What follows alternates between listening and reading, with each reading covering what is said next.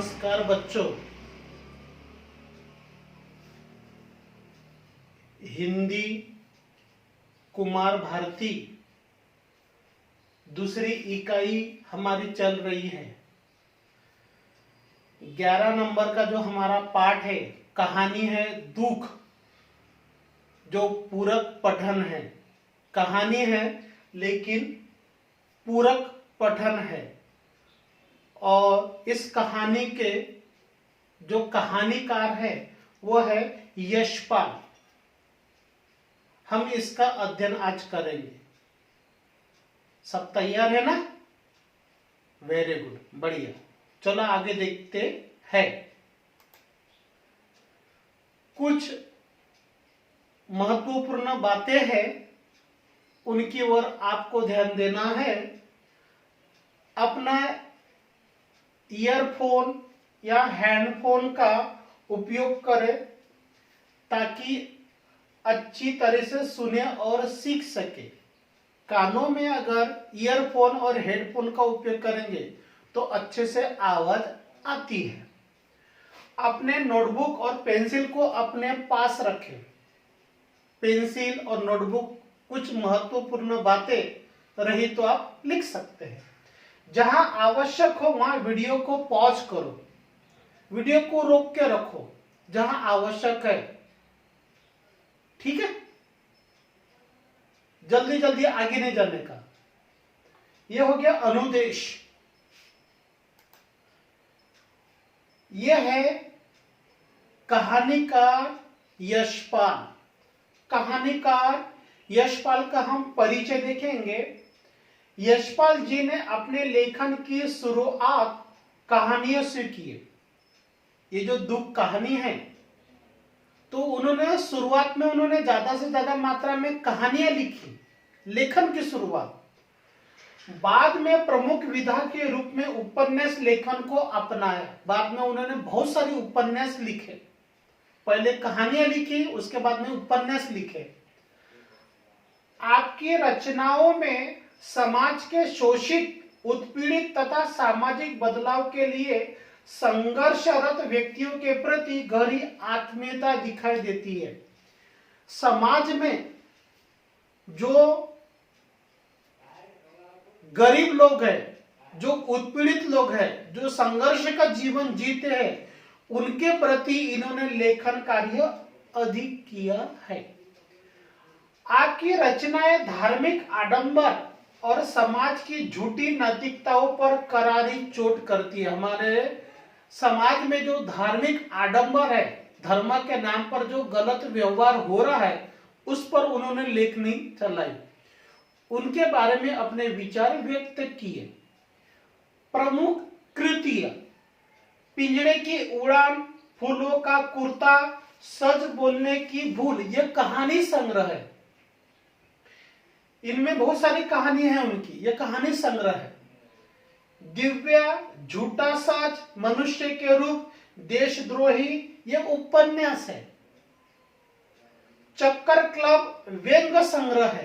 व्यंग्य संग्रह, बात को घुमा फिरा कर कहना, यह उनके प्रमुख साहित्य है यशपाल जी के। यह उनका परिचय हो गया।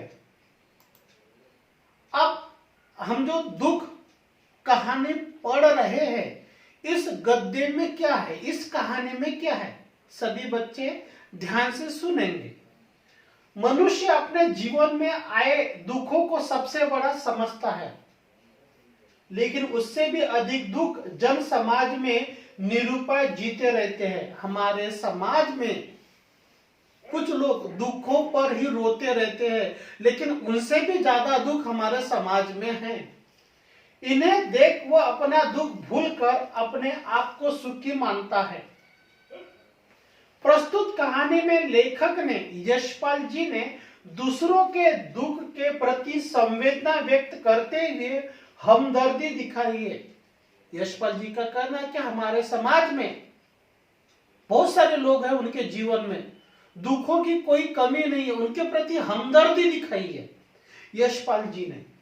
आपका मानना है कि दूसरों के सुख में सुखी होना और उनके दुख में दुखी होना भी मानव धर्म है। हिंदू, मुस्लिम, सिख, ईसाई, जैन, पारसी, बौद्ध, जू, यही धर्म नहीं है। यशपाल जी के अनुसार धर्म क्या है? दूसरों के सुख में मदद करना, दूसरों के दुख में मदद करना, यह भी मानवता का प्रमुख धर्म है।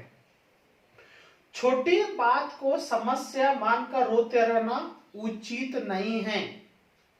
सभी के जीवन में दुख है, लेकिन मुझे दुख है, मुझे ये दुख है, मुझे वो दुख है, ऐसा दुख के नाम से रोना, गिड़गिड़ाना, चिल्लाना ये उचित नहीं है। सबके जीवन में सुख दुख आते रहते हैं। हमने बस दुखों का डटकर मुकाबला करना है, उसका निराकरण करना है, सुख आपोआप आ जाएगा। ये हो गया गद्य संबंधी जानकारी। अब देखेंगे आगे परिच्छेद क्रमांक 1। ये ऐसे प्रश्न पूछे जाते हैं, निम्नलिखित परिच्छेद पढ़कर सूचना के अनुसार कृति कीजिए। इसमें 6 कृतियां हैं, सभी विद्यार्थी ध्यान से देखेंगे। हम इसका मतलब देखेंगे, कहानी पढ़ेंगे और इसका मतलब देखेंगे। जिसे मनुष्य अपना समझ भरोसा करता है, तब उसी से अपना अपमान और तिरस्कार प्राप्त हो तो मन वितृष्णा से भर जाता है, एकदम मर जाने की इच्छा होने लगती है। उसे शब्दों में बता सकना संभव नहीं है। लेखक कहानीकार के विचार। दिलीप यहाँ पर प्रमुख पात्र है बच्चों। दिलीप ने अपनी पत्नी हेमा को पूर्ण स्वतंत्रता दी थी। वो उसका बहुत आदर करता था, बहुत आंतरिकता से उसके प्रति अनुरुक्त था। अनुरुक्त यानी प्रेम। बहुत से लोग इसे अति कहेंगे, इस पर भी वो हेमा को संतुष्ट न कर सका। जब हेमा केवल दिलीप के मित्र के साथ सिनेमा देख आने के कारण रात भर रूठी रहकर सुबह उठते ही माँ के घर चलेगी, तब दिलीप के मन में क्षोभ का अंत न रहा। यहाँ पर 2 पात्र हैं बच्चों, एक है दिलीप और दूसरी है हेमा। पति पत्नी के बीच में यह पूर्ण कहानी है, आगे और देखेंगे, ठीक है। सितंबर का अंतिम सप्ताह था, यानी सितंबर महीना चालू है और वो समाप्त तो हो रहा है, ऐसे समय की घटना है। दिलीप बैठक की खिड़की और दरवाजों पर पर्दा डाले बैठा था। वितृष्णा और ग्लानि में समय स्वयं यातना बन जाता है। 1 मिनट गुजारना मुश्किल हो जाता है। उसी समय सीढ़ियों पर से छोटे भाई के धमधम कर उतरते चले आने का शब्द सुनाई दिया। दिलीप का छोटा भाई की आहट आई। छोटे भाई ने पर्दे को हटाकर पूछा था, भाई जी आपको कहीं जाना न था तो मैं मोटरसाइकिल ले जाऊं? दिलीप का छोटा भाई आया है मोटरसाइकिल मांगने के लिए। इस विघ्न बाधा से शीघ्र छुटकारा पाने के लिए दिलीप ने हाथ के इशारे से उसे इजाजत दे दी। इजाजत यानी अनुमति। इजाजत उर्दू शब्द है। आंखें बंद कर ली।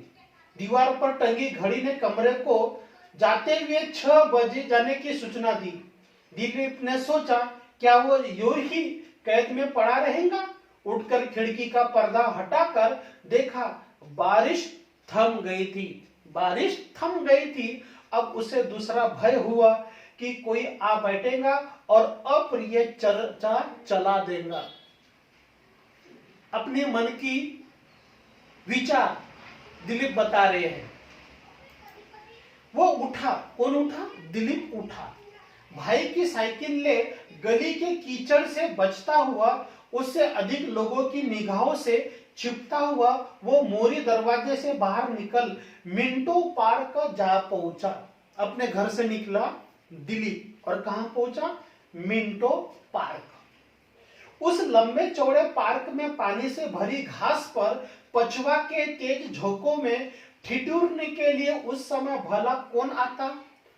पछुआ यानी पश्चिम के तरफ से बहने वाली हवा। उस एकांत में एक बेंच के सहारे साइकिल खड़ी कर वो बैठ गया।